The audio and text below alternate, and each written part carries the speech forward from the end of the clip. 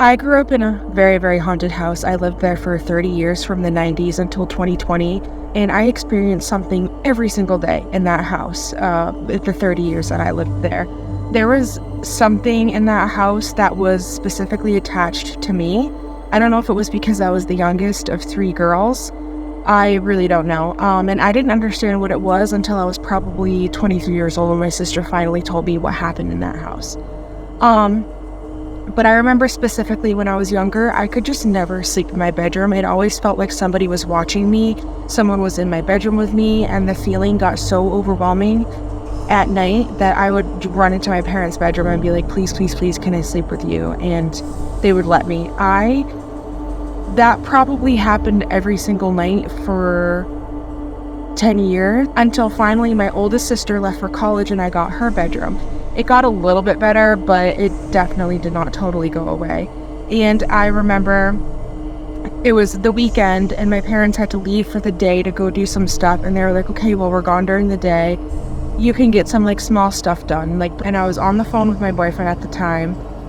And I dropped the phone. And when I bent down to pick it up, I heard, hello? This like very small, girly voice. And I thought it was my boyfriend, like, just being an idiot. And I was like, was that you? And he was like, no, that was not me. I was like, okay, that was really weird. And I was freaked out because I was home alone and I knew stuff was going on in the house. But it was during the day, so I was like, whatever. And as I was like kind of like fumbling around, I dropped the phone a second time. I was like, so I bent down to pick it up. And when I bent down the second time, I heard, hello? And it was louder, and it felt like it was closer.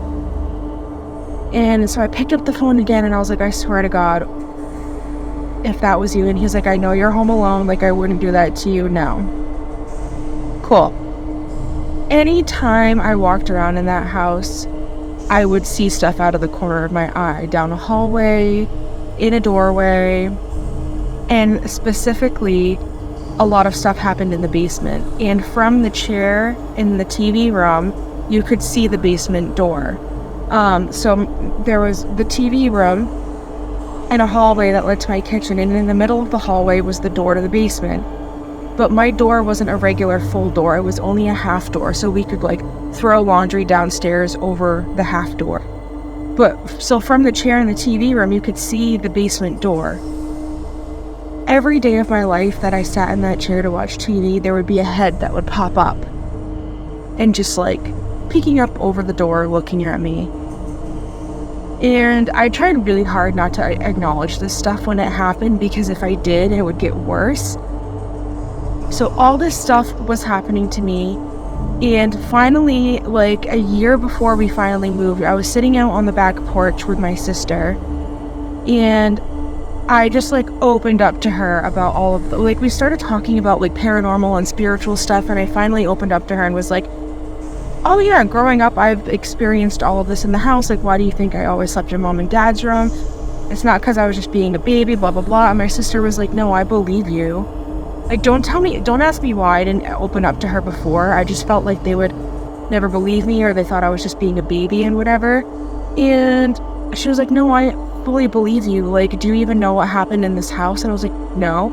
And anytime I talked to my parents about this stuff, they would just shoo it off, and they would just be like, oh, it's nothing, like, you're fine, nothing's happening, no one's here, nothing's going on.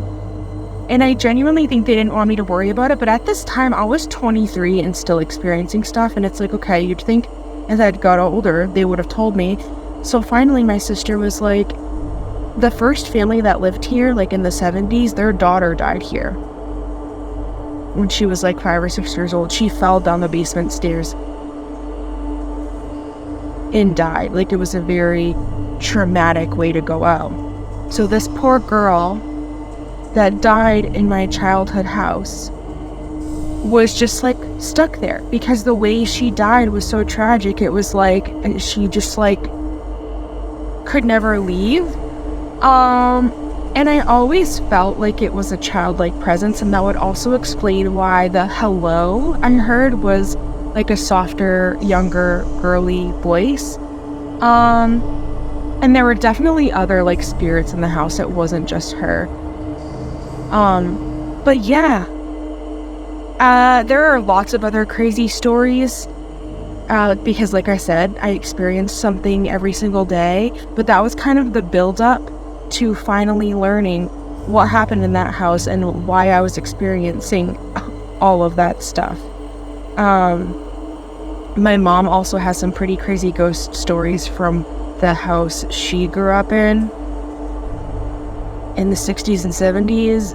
That's pretty messed up. So if you want to hear those or hear any of my other stories, let me know.